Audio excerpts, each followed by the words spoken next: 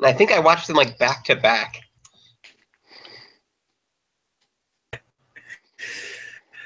But maybe. Alrighty. A little early. Hopefully.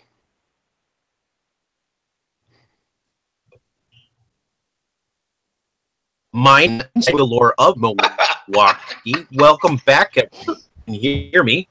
Nobody heard that.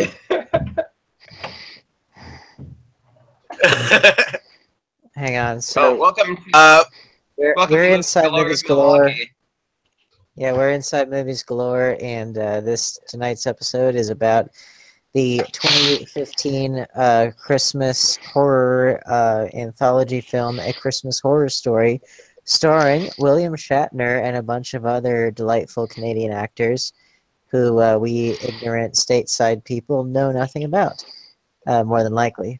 But we do know the delightful Canadian treasure that is William Shatner, and he is the glue that holds the various stories together.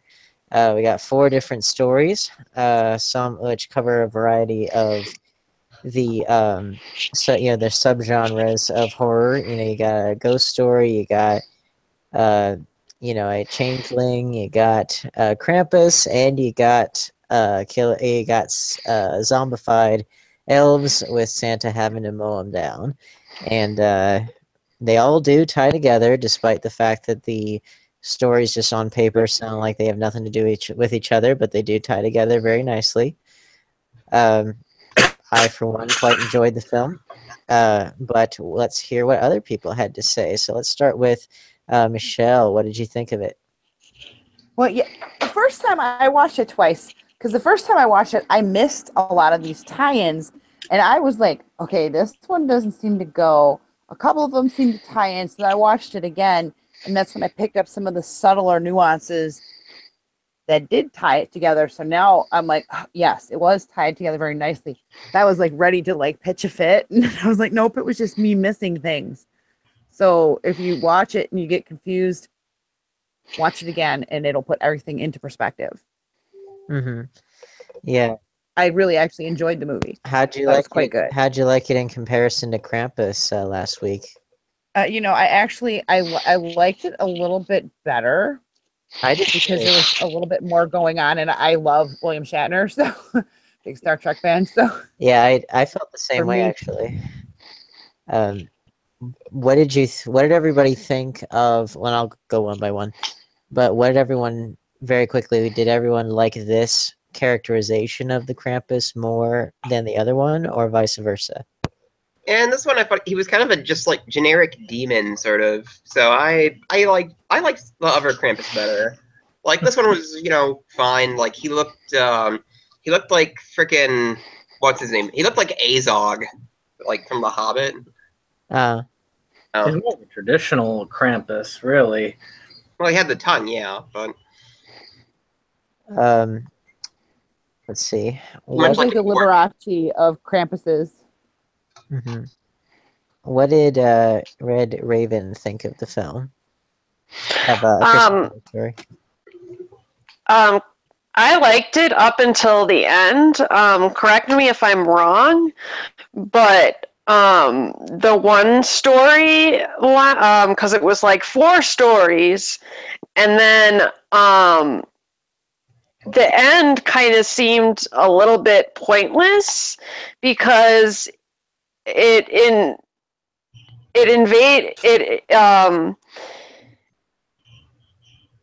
invalidates the one storyline because the one girl's family dies, and then she becomes Krampus and kills the old lady, but then we come to find out at the end that Santa was just some guy who was crazy and was this Krampus who was fighting, and was some guy who was Krampus because he had this psychotic episode, and so we've already seen as something very real as a story, and it's totally like makes us believe in this other story. And so it was like I just felt like the ending didn't make very much sense.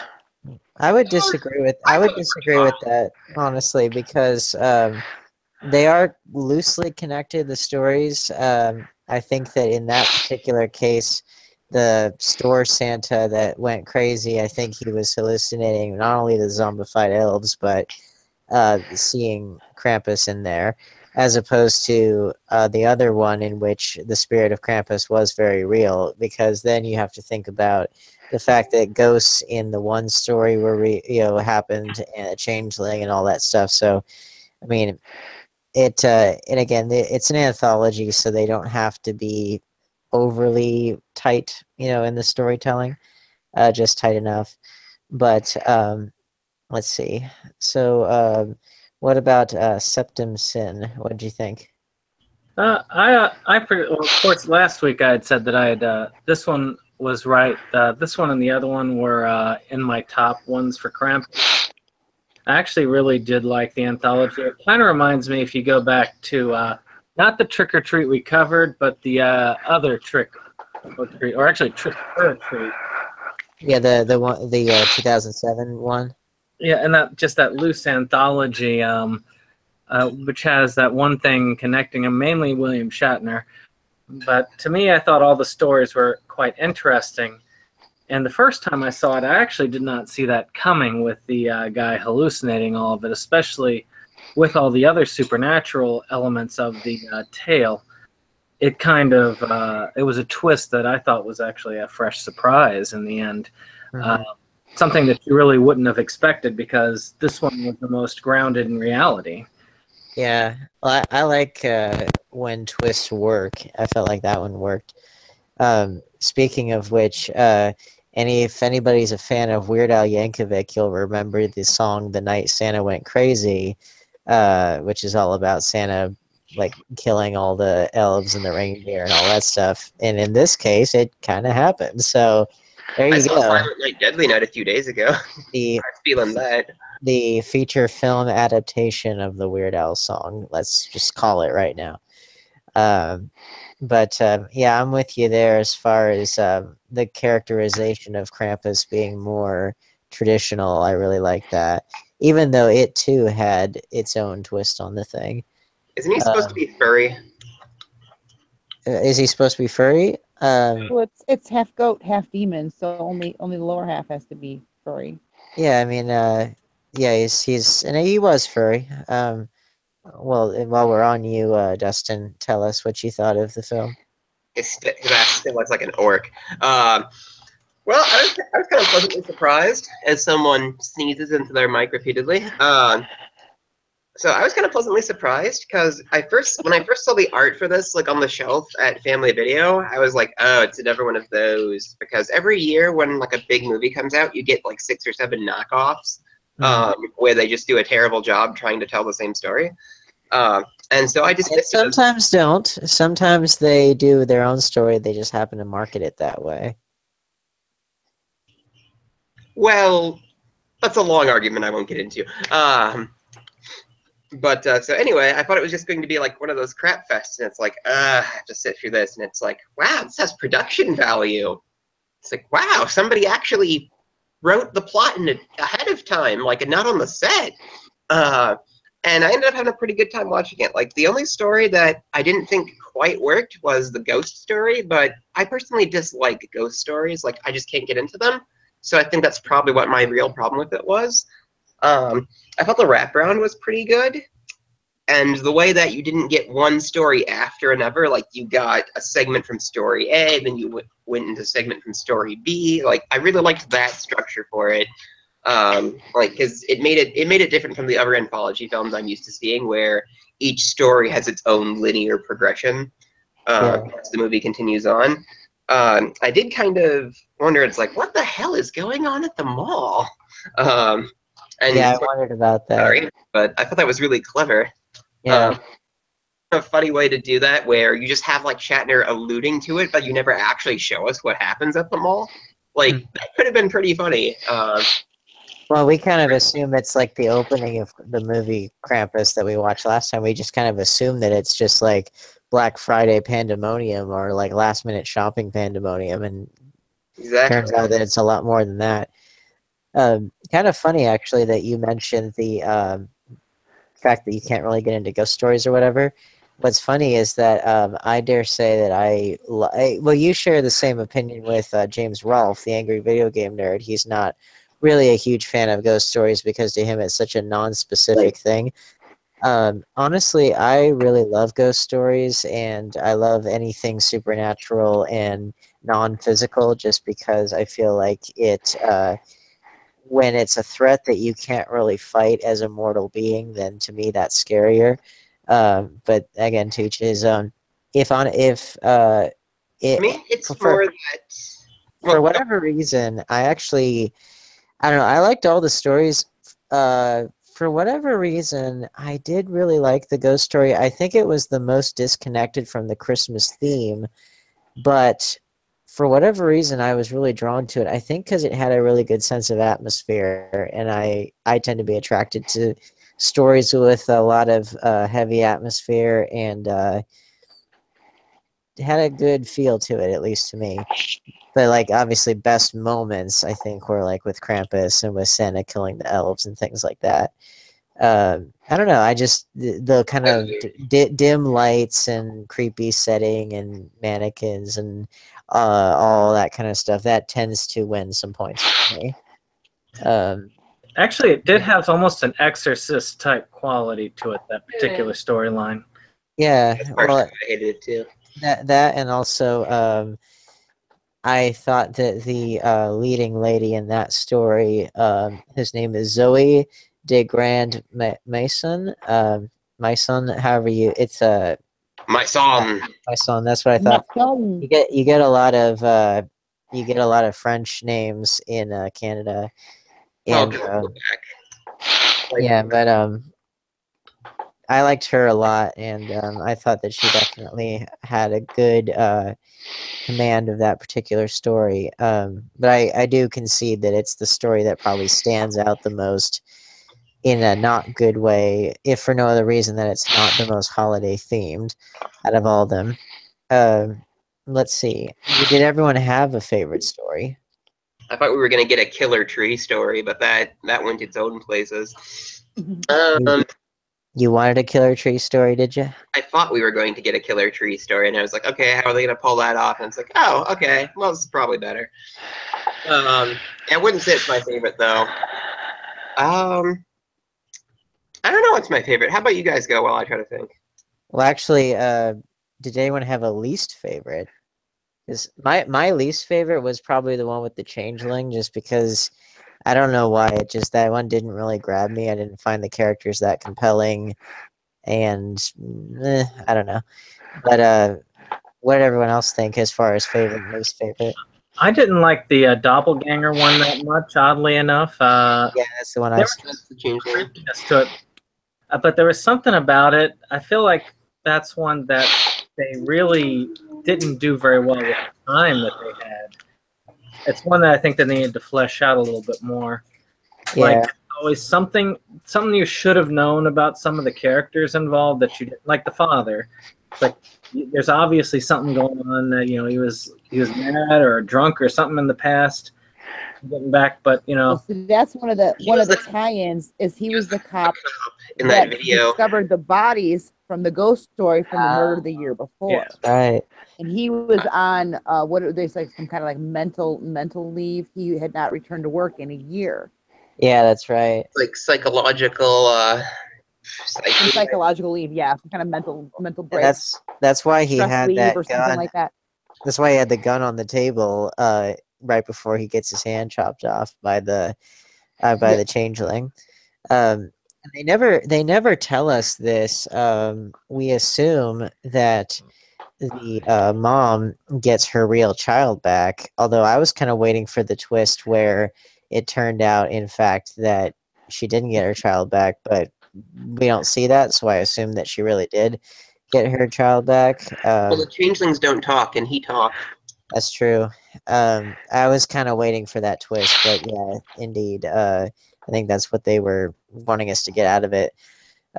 Just ending the entire bump. I agree that was probably my least favorite one. let's see. I personally liked I agree that the characterization of the Krampus had obviously more development in the obviously the movie called Krampus. So duh, obviously. I personally liked the characterization of this Krampus more, if for no other reason that it was more traditional. And I not to say I didn't like what I saw in the movie Krampus. I just felt like for people that were not already familiar with Krampus, that this would have given them a more accurate depiction of what Krampus is like, as opposed to just evil Santa. If that makes sense. But it depends on what you like. They're both good in their own way, and this one did the idea of the spirit of Krampus can possess living beings, and that's how the spirit of this creature is able to live on for thousands of years. So that makes sense. I Let's wish see. I would have watched it twice Just because there's a lot of because details in it. a lot of Yeah, you details, pick up a because there lot. was 4 stories, and I only watched it once, and Michelle made a good point, that she picked up on a lot the second time she watched it. Yeah, but I liked how the various stories did have those details that tied them all together, and it wasn't like with Trick or Treat how they did the same kind of thing, except that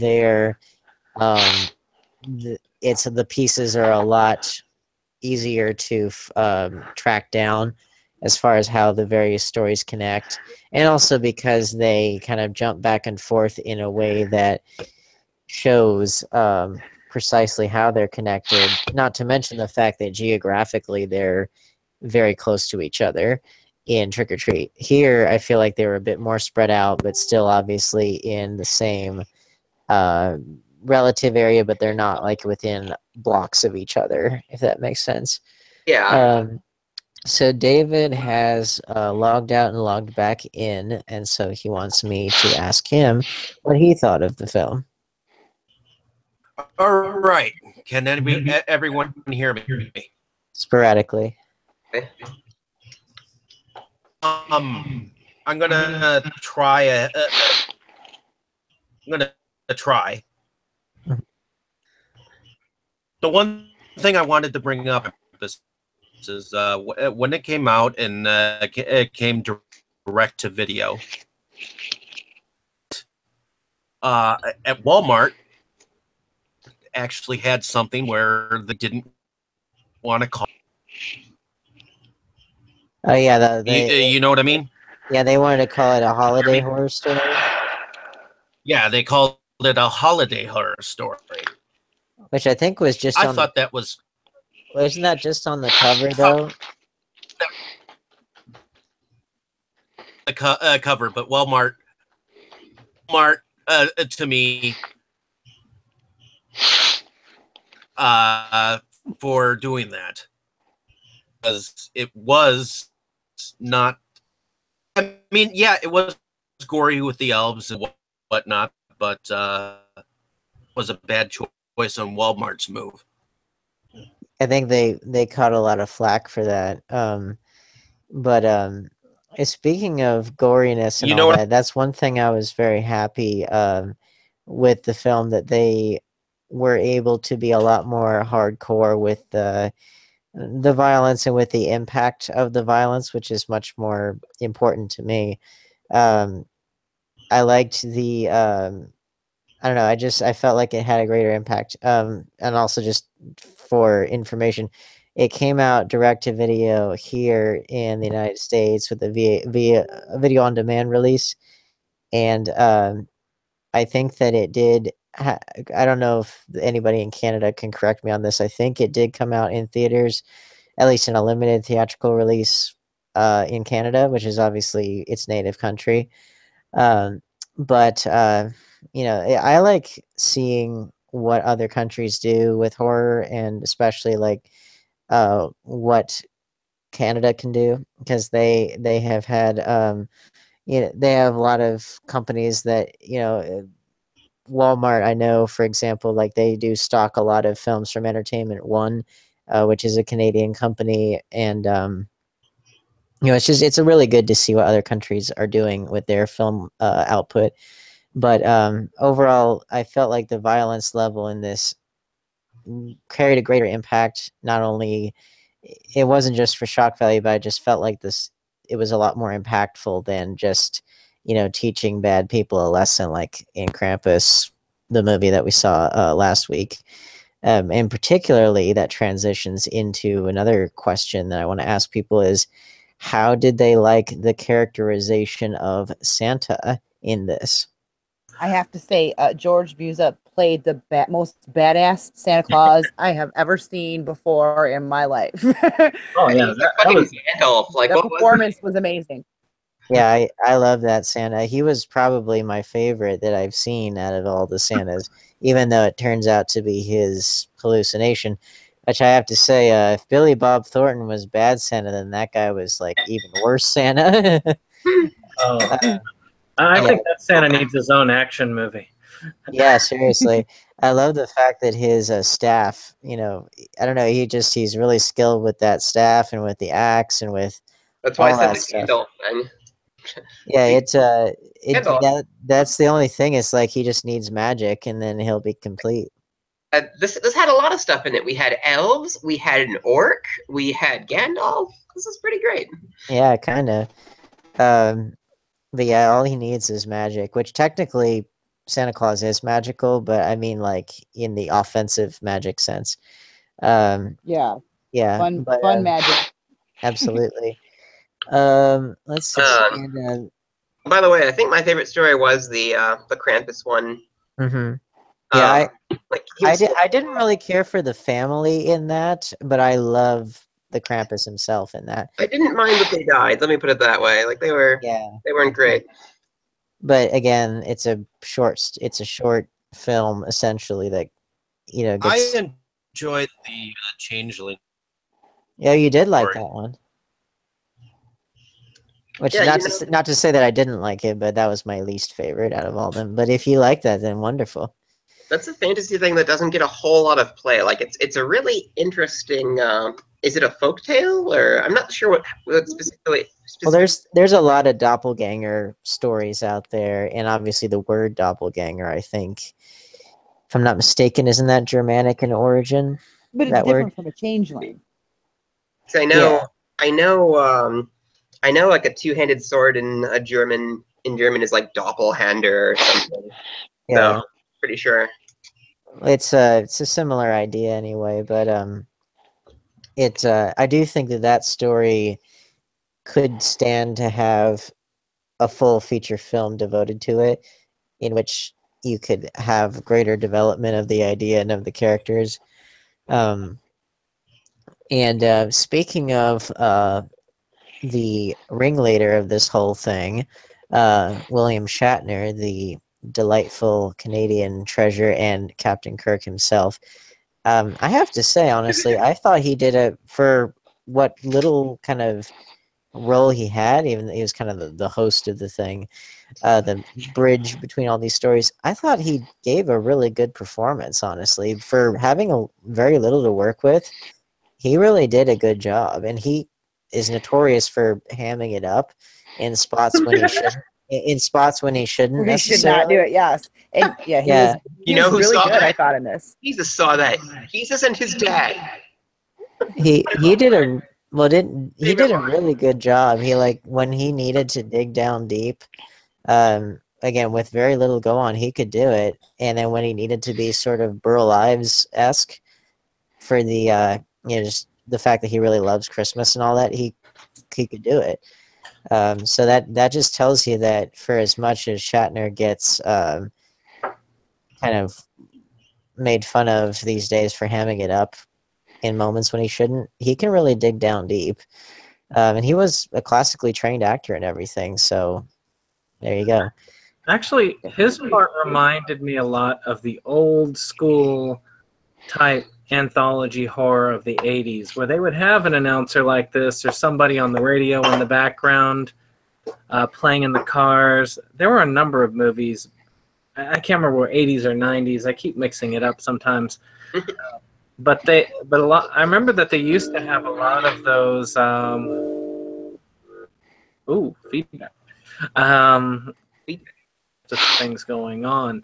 So it kind of brought me back to an older school. Is the old school, and this is really, these types of movies are bringing it back. Oh yeah. One, and it makes sense because anthologies are a great way for filmmakers to get their stuff shown in a way that is attention grabbing and keeps people's interest. I like having multiple stories going on at once. I'm not one of those people that needs one story just told linearly, This isn't exactly, or otherwise you'll get lost. What, David? Yeah, I'm not one of those people. I do tend to like having a lot going on, and this isn't exactly your regular anthology either. not exactly what. It wasn't exactly an anthology, did you say? I would disagree with that. Well, I think it was clearly an anthology, but I can kind of see the case for how you could make that because of the way it was presented, like with all of like. This isn't exactly your. This isn't your regular anthology either. Yeah. No, I mean it's I would call it a more modern anthology, similar to Trick or Treat, in which the stories are connected in some form or fashion, and we are able to cut back and forth, which is good because it helps maintain interest. Basically, normally something. Yeah.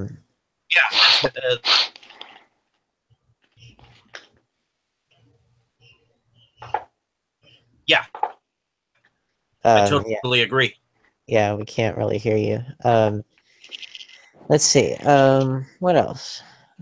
Did anyone have a favorite? But not so much story, but which of the the conceits, the concepts being presented, which one did you like best? We had, just to recap, we had a ghost, we had Krampus, we had Changeling, and then we had zombie elves. The zombie elves for me, that because there was so much action during those sequences, during that part of the story, that that was my favorite.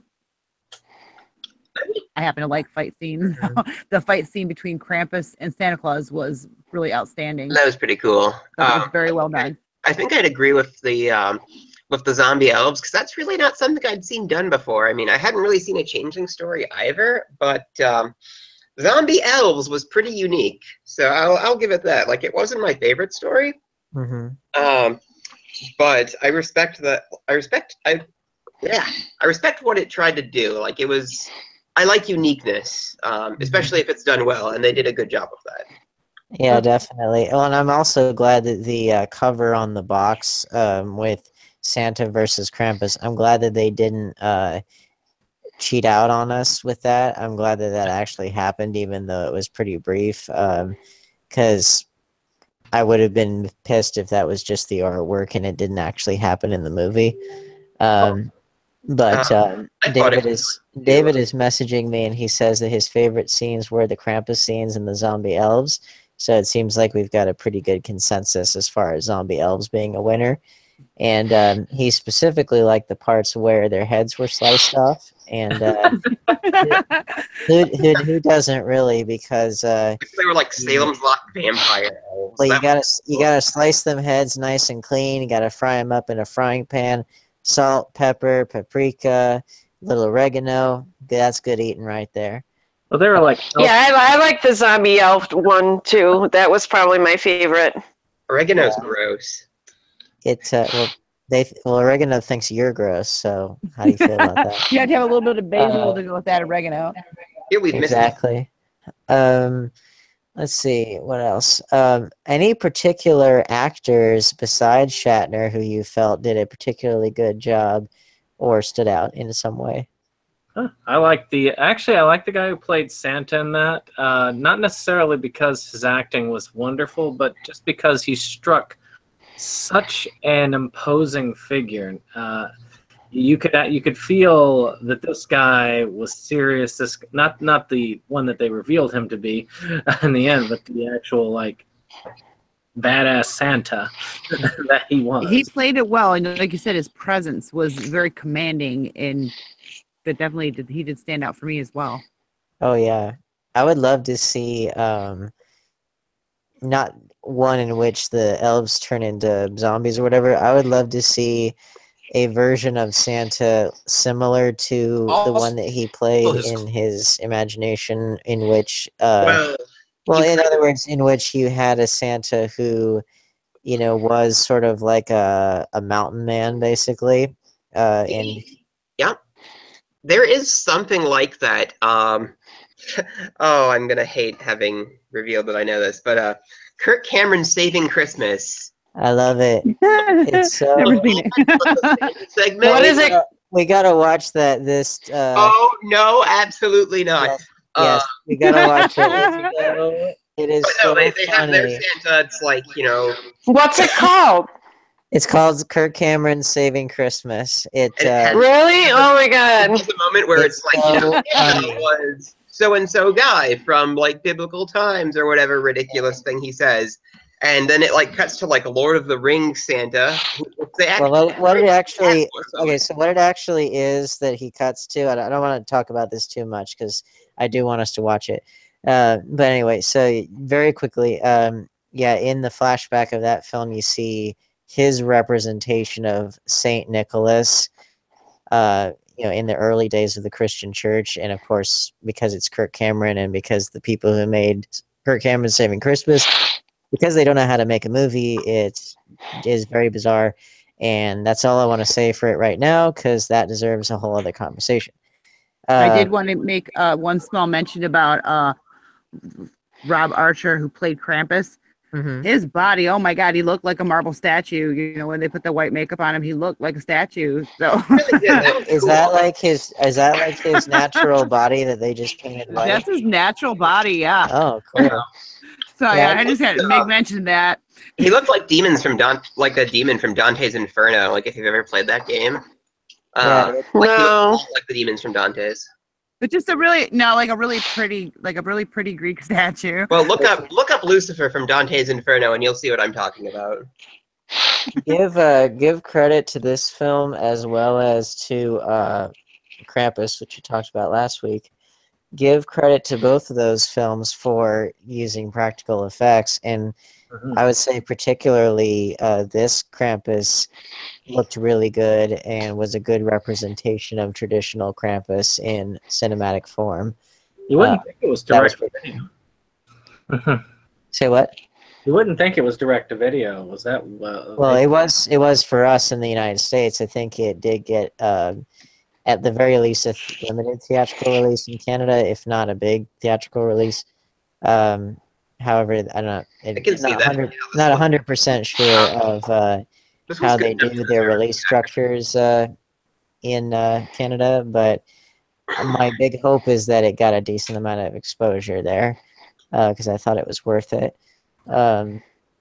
Let's see. Any other thoughts about the film? Those elves.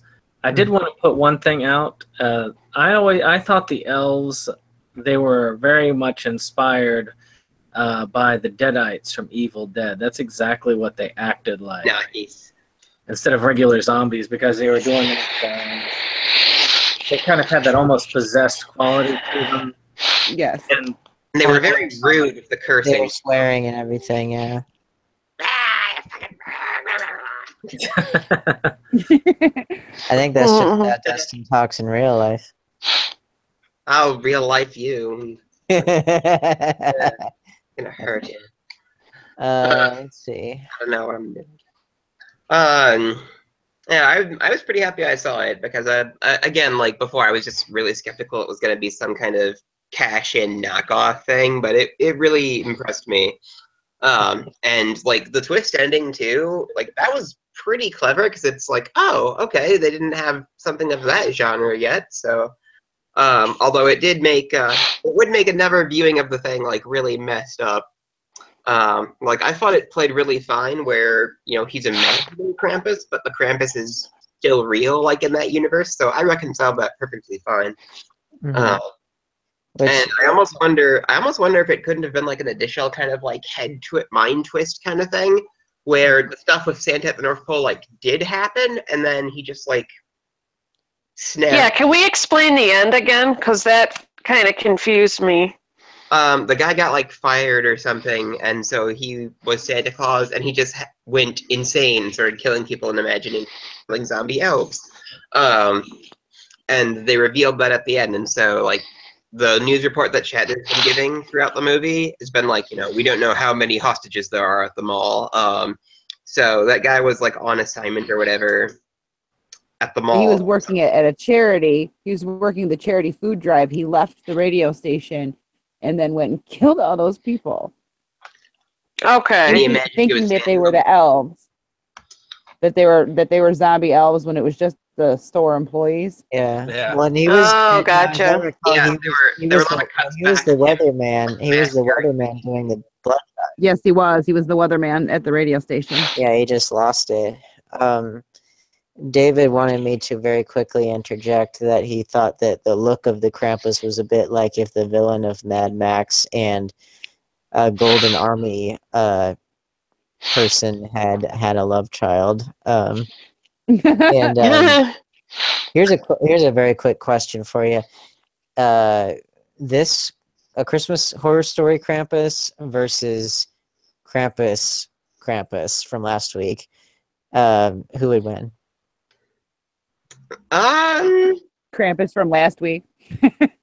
He was a bit meaner. Krampus from last week, I think, was bigger too. And we didn't really get to see like all of. Well, this Krampus was like a strong physical presence, but we didn't really get to see a whole lot of its like powers. Whereas, and the other Krampus had minions. He had the toys and stuff. I'm talking about it like just normal one-on-one fight. No other additional help. I'd say Krampus from last week because we got to see that Krampus do more physical kind of thing, like jumping around on the rooftops. Like that would take a lot of power. Yeah, it would. And the one in this movie, a teenage girl like stuck a stick through him and set him on fire. So yeah, he was defeated by a girl. So are you saying that girls can't defeat Krampus? Well, no, I mean it was a good thing, but I'm just saying for that Krampus, it kind of negates its being better than the one from the movie last week. That's very sexist. Killed somewhat by accident because it just kind of had the stick and she was like and it like rammed itself on it, so she got and then she sets him on fire. I mean, which was smart, but that one was defeated by a teenage girl. So I think that kind of means the one from last week was just a bit more badass. Although here's the question though, is that particular embodiment of the Krampus was the butler, which leads you to think, was he just a not so good Krampus, like not good at his job, or because he was brand new to it, or what? It makes you wonder if there are some Krampuses that are more crafty than others.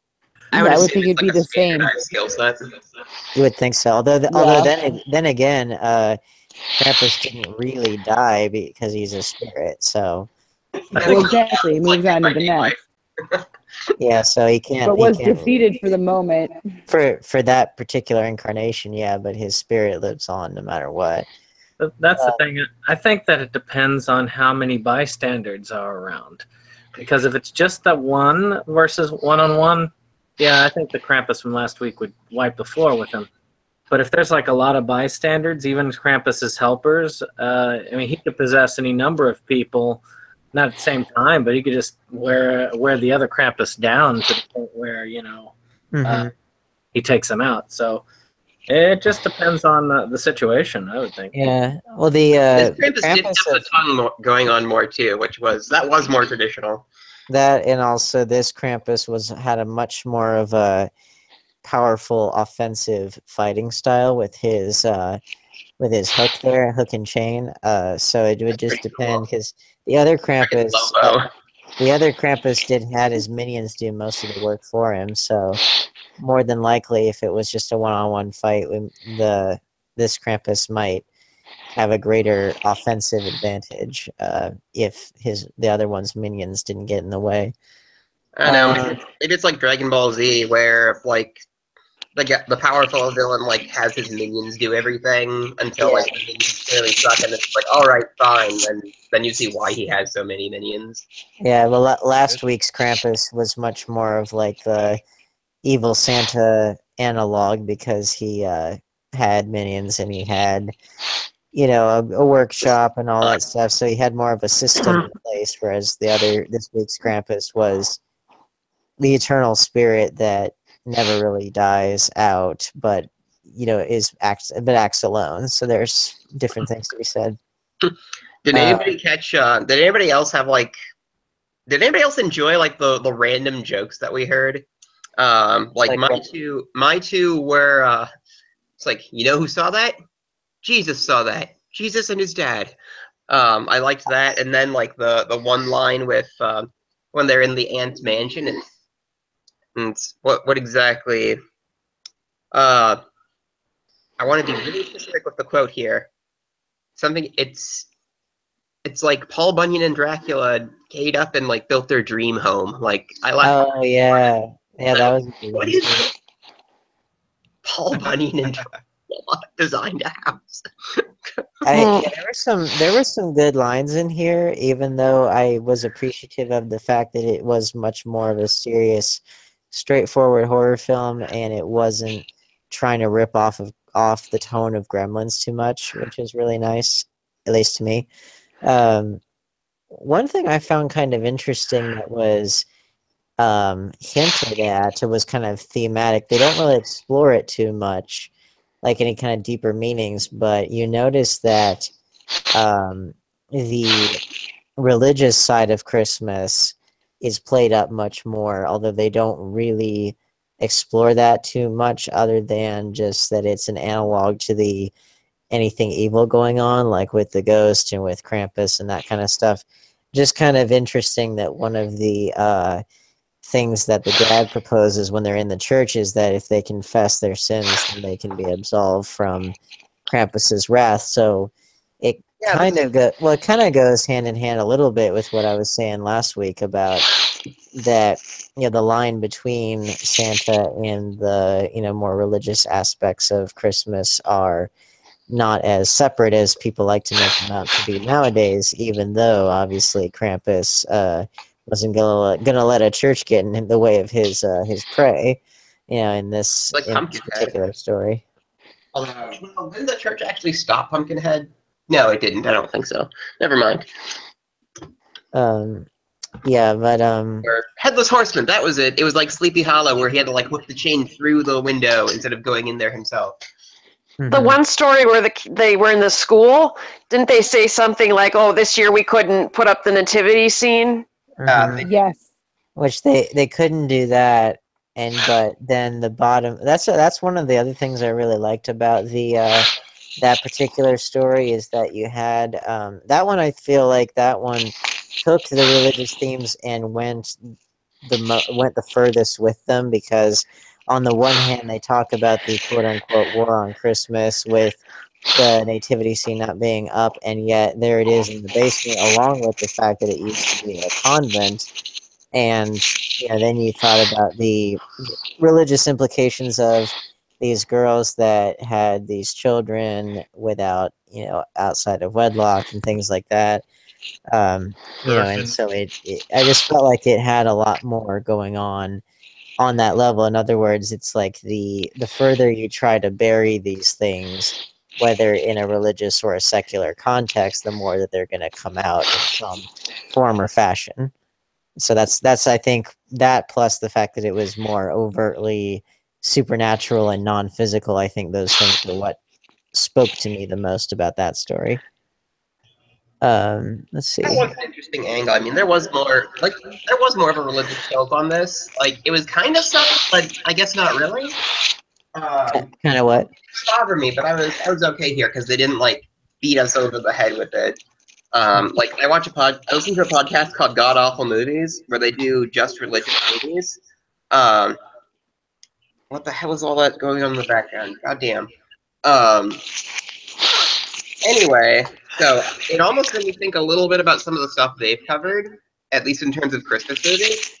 But this movie was much too good for them to actually go into, and it was subtle enough that I guess it wouldn't really count. Unlike, say, I'm being distracted with a really loud shuffling. unlike Kirk Cameron Saving Christmas, which I'm sure they probably covered. We gotta watch it now. I want to watch it. Oh yeah, No, you gotta. If we watch it, I will watch it with the God Awful Movies commentary on. It was one of the very first ones they did, so nowadays they do the entire runtime of the movie, like they cover it like play by play. But in the old days, they would only do like a little bit. Like it started as a segment on a different podcast they do, and so their Saving Christmas commentary, I think, is only about 30 or so minutes. But I mean, I'm pretty sure I've seen it before, and it was. What are you doing? Sounds like someone's walking through leaves. Sounds like somebody's like just blowing into the mic. I have no idea. There it is again. I think Sorry. it's Raven. Answer for your crimes.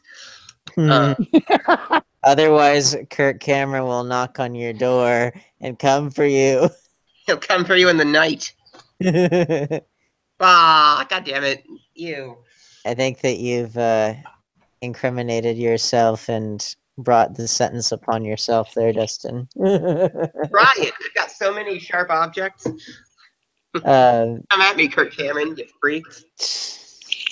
And David had sent me a note here. He was saying that it's very possible that this meaning Christmas Horror Story, was based on the Silent Night, Deadly Night true story behind Black Christmas, meaning the film, which also ties into the first Tales from the Crypt episode, which, I mean, there was a Tales from the Crypt episode that was about a killer Santa or someone dressed up as Santa.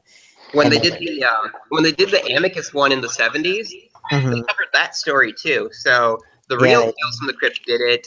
Amicus did it. The movie, that was the movie, didn't it? The anthology movie? Yeah. That was the 70s Tales of the Crypt. Yeah. That was one of the segments they did. So I've seen like multiple versions of that same story. And actually, I just got Shout Factory's Silent Night, Deadly Night this weekend. And so I was watching that. I need to get that. Yeah, feel free to stop after one. Well, it was really good. The extras were pretty solid on it, and my favorite was this one called Santa's Stocking of Outrage, which was just like a 5-minute clip show of like different letters that were sent in. Like, here's one. Santa's Stocking of Outrage, the controversy. Something has to be done. It's so ghoulish to do this near the holidays. Little children are the ones who are hurt. Some lady, concerned parent, Milwaukee, Wisconsin. Which, interestingly enough, I think that movie came out in 1984. Is that right? But in that same year, you had a British horror film called Don't Open Till Christmas. And that one was the exact opposite. Instead of someone in a Santa Claus outfit killing people, it was somebody killing people dressed as Santa Claus. And yet that one had far less controversy. So it's kind of interesting to throw out there. Oh, here's another one. Silent Night, Deadly Night is one of those rare films that should have been graded according to blood type rather than content. Before the slasher film is done, 12 people have been murdered, 9 of them by a homicidal maniac in Santa Claus drag. People are impaled, beheaded, shot, garroted, stabbed, and axed. It's enough to make a vampire gag. Sounds like a typical night at my house. Yeah. That's actually one that did that. That series acted a lot like how the Halloween series was originally meant to act, where they tried to make it into an anthology series. Not anthology movies, but the series itself was an anthology.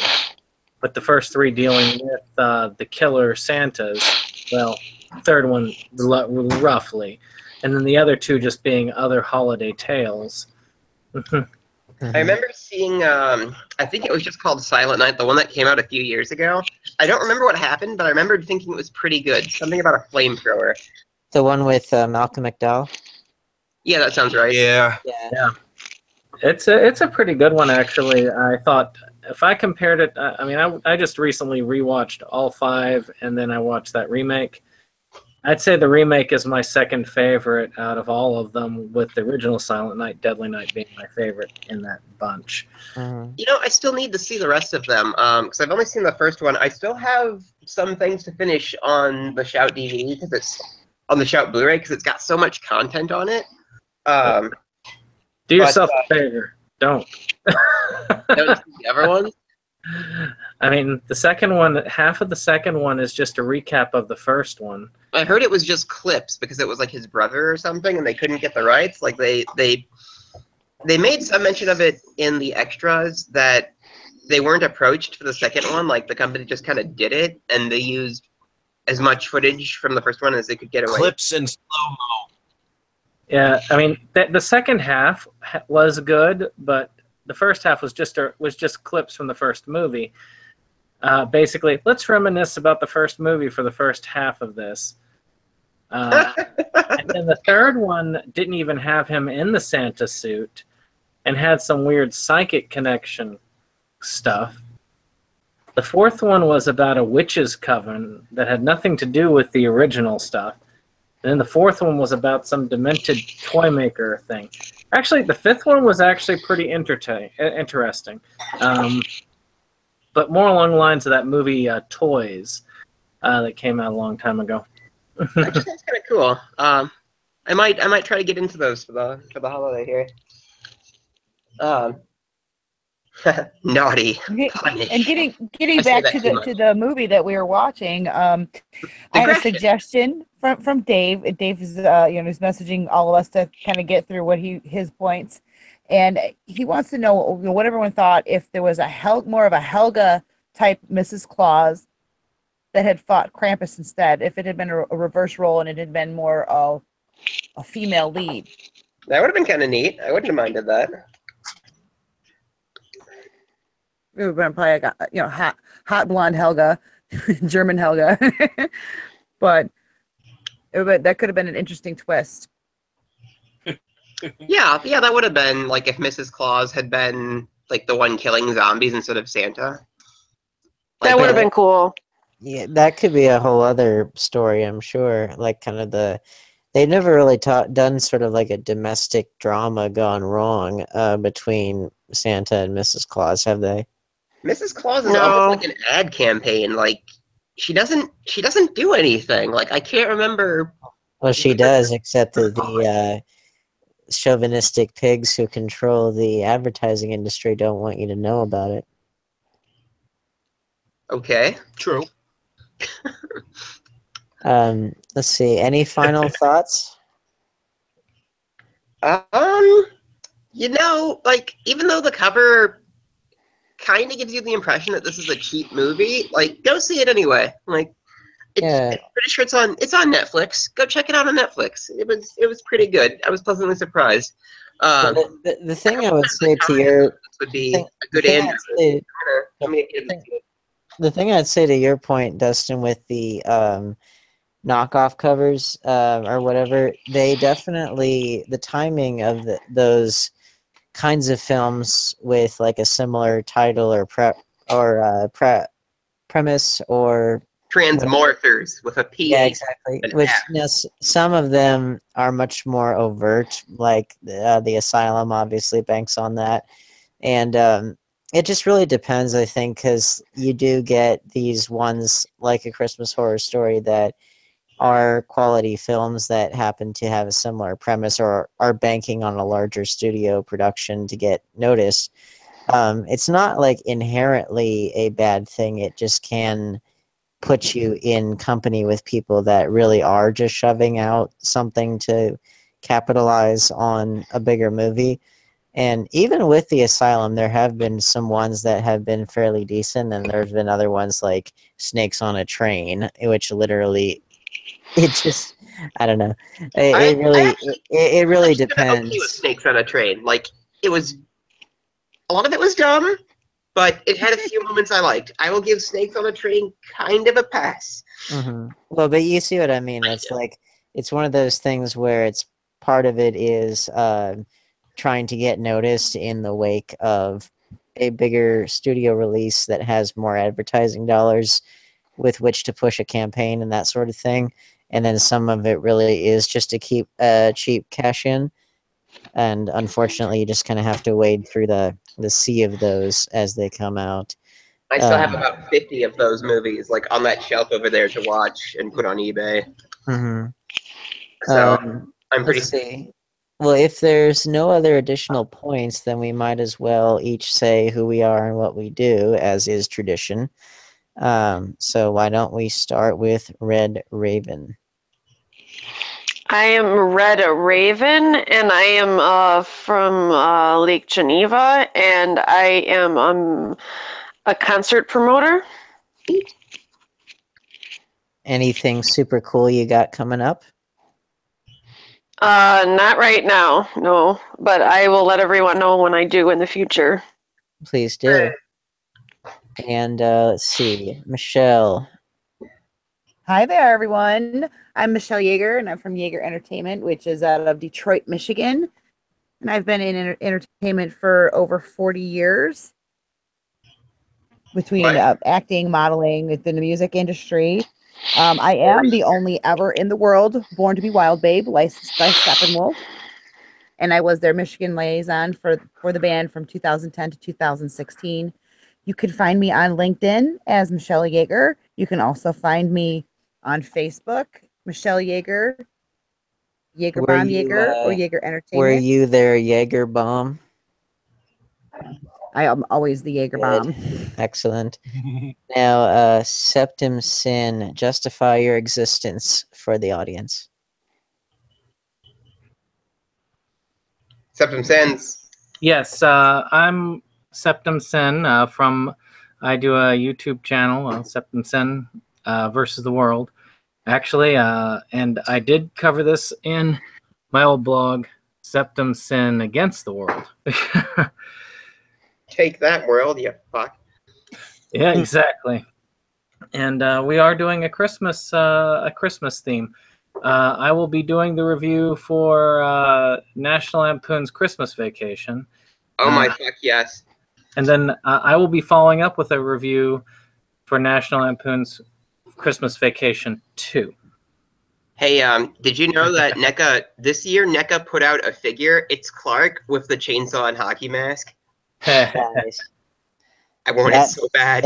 That's the one I want to see. Honestly, I want to see the. Personally, I would love to see. I would love to see a horror comedy film about some deranged killer or monster killing obvious parody versions of like the Christmas Story family, the National Lampoon Christmas Vacation family, that sort of stuff. I would just love to see them all get killed. You could try Santa's sleigh. That's a good one. Yeah, I mean like obvious parody versions of those. We kind of have it like right at the beginning, like with the like bitchy family. It's like, wait, I've been good. Bam. Yeah, same with like if they could like chop the head off of Kevin from Home Alone and things like that. That'd make me sleep well at night. What about you, Dustin? Would that make you sleep well at night? AKA, what are you all about? Am I? What you? No, I don't want like. Why would you want to kill Kevin from Home Alone? Dick freak. Anyway, well, I'm Dustin. I go to UW. Lucky. I'm getting kind of better at programming. So progress. I collect horror, almost anything, and am yeah. That's basically all I really do. I have an Instagram for my horror collection. DHR Hunter.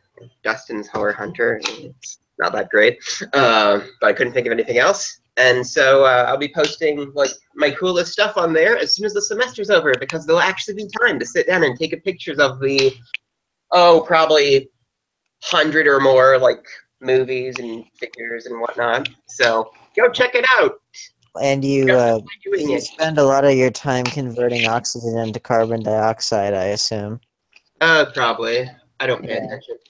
Like, Before I hand the reins back to David, I'll just say I'm Dane Kyle, independent writer, director from Charlotte, North Carolina, and you can connect with me on YouTube, Facebook, Twitter. Got all kinds of projects coming out in 2018. It's going to be an insanely busy year, and I will keep everybody up to date as things come out. And may I also say thank you to Canada for delivering some good quality films that tragically do not get enough notice from people here in the United States, but we're happy to do our part here on Inside Movies Galore. And now I'll hand it back to David. Can I just say one more thing quick? Yeah, I'm also a dead girl for Deadgar's Dark Coffin Classics. And what makes you the best one out of all the dead girls? I wouldn't say I'm the best one, but I'm a good one. Well, you got to be the best one, right? You got to fight it out with the other ones to determine who's. I'm a pretty good one. I'm not the best one. I'm not that. I don't have a big ego like that. Well, then you're gonna be easy pickings. Then I'm sorry to say. I guess so. I don't know you as well as Upper Katie and Celeste. I'm biased, so they're pretty good. I think you guys gotta have a battle royale to determine it. Well, I'm newer, so. And who are you? But Who are anyway, you, David? And what do you do? I'm David Streggy. I run Movies Galore from Milwaukee, too. I also run Inside Movies Galore. Hopefully you enjoyed this podcast tonight. Yes, indeed. Thank you all. Happy Christmas to all, and to all a good night. And right. We will talk about Merry Christmas.